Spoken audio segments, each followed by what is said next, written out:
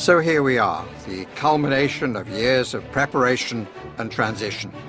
England's finest hour, or in fact 2 hours, in the home of football. England's World Cup winning performance.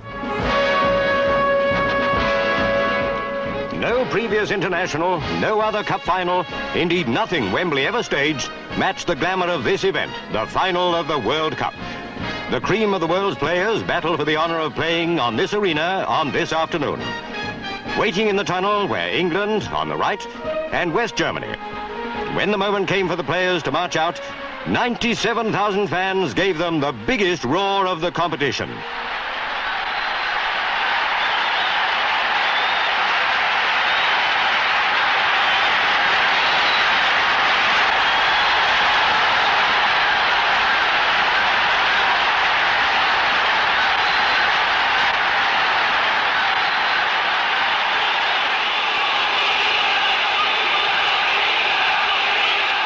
Bobby Moore and Uwe Seeler were out in the middle exchanging international compliments and meeting the referee, Dienst of Switzerland.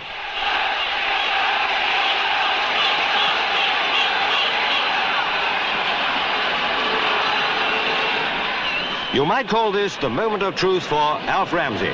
His 3 years of team building, as the Germans kicked off, coming up for its crucial test. England looked unfamiliar in their red shirts. A long shot gave Banks no trouble. And what a test for the 22 star players, 90 minutes away from the game's highest glory or defeat. In possession was that all-round player, Sigi Heltz, moving into a position spelling danger for England. Banks, alert as usual. The West German attack had bite and purpose. On they came again. An English defensive lapse gave the ball to Haller. And that was it.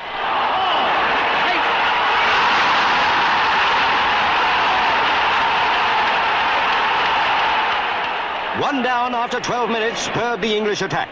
No time for lethargy or half measures. They swept into German territory. Tilkowski cleared, only to put Bobby Charlton in possession.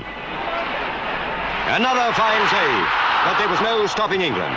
This time a chance came to West Ham's Jeff Hurst. It's the equaliser!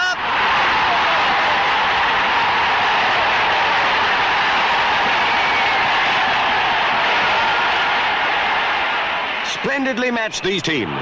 German top scorer Emmerich had a chance. Fortunately, Gordon Banks anticipated his shot.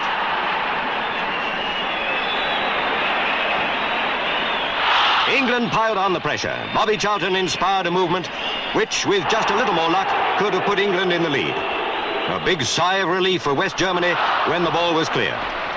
Play was faithfully reflected by the score, 1-1 at half-time.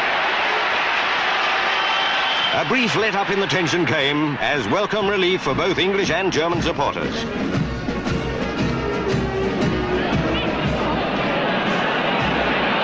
But as England kicked off, playing right to left and quickly built up an attack, excitement made the Wembley atmosphere electric. England had to score. And if the prayers of millions could inspire them, surely a goal was not far off.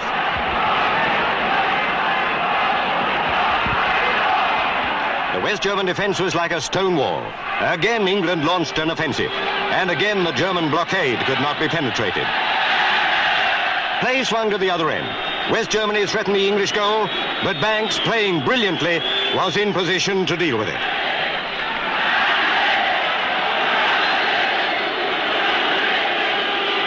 The ball goes to Bobby Charlton. Charlton to Hunt on the left.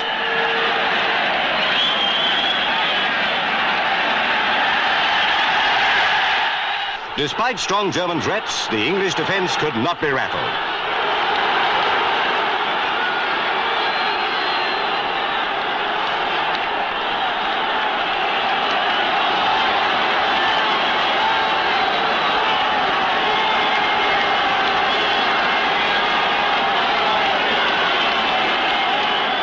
It's there!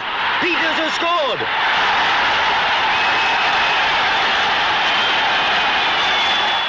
For the Wembley thousands and the millions at home, one thought, victory. England, spurred by their 2-1 lead, played like a team inspired to clinch a win.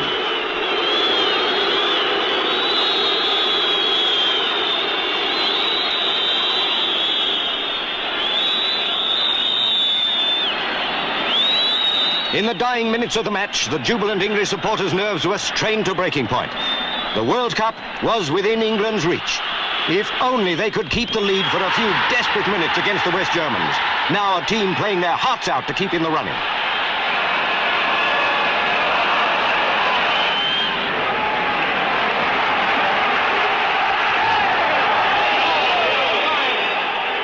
Germany would not let up. Then, seconds before the final whistle, agony for England. Weber scored. It had to be extra time. The first period of extra time proved to the full the value of Ramsey's training methods. England began with a vigour and speed astounding after the grueling 90 minutes they'd already played. Charlton and his fellow sharpshooters came back time after time in the Ramsey spirit, believing that with sustained attack the goals must come. Then Jeff Hurst, cool and collected, had the ball in the net. No, it bounced out. Goal claimed England. No goal, protested the Germans. The referee consulted the linesman, who'd been in line with the posts, and goal it was.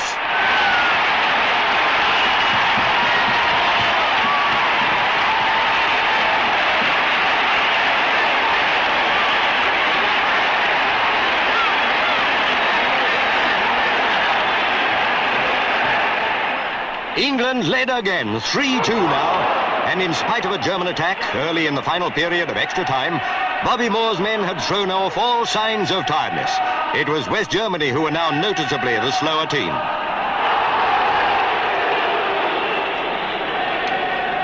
When there was only a minute to go, England still had no thought of being content with that one-goal lead. Racing to beat the whistle, Jeff Hurst saw an opening in the defence and achieved the hat-trick.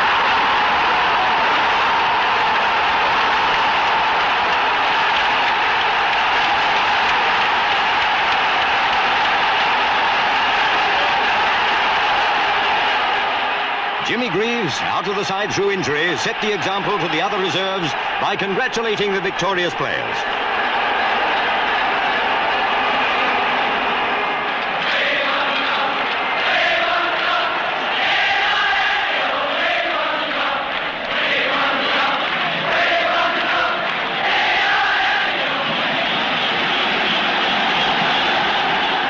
Bobby Moore led England up to the Royal Box to receive the Jules Rimet Cup and the winners' medals. To be here as winners of the FA Cup has often been described as the summit of a footballer's ambition. How much greater was the triumph they enjoyed now.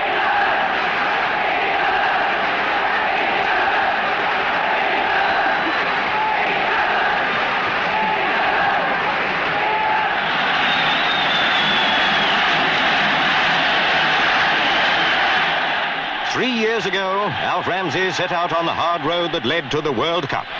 Only the optimists thought he could possibly succeed. Certainly not West Germany, whose team now ran a lap of honour. They were very sporting losers. But it was England that the whole world of sport was now cheering.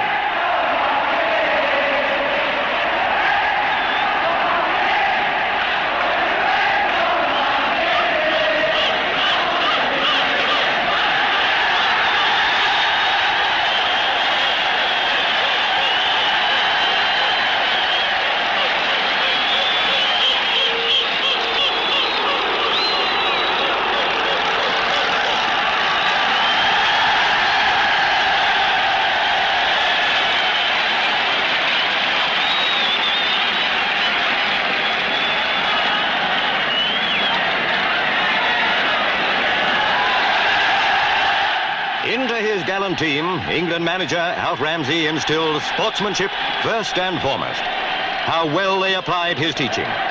May we, in 1970, be represented by a team of sportsmen as good as these winners of the World Cup.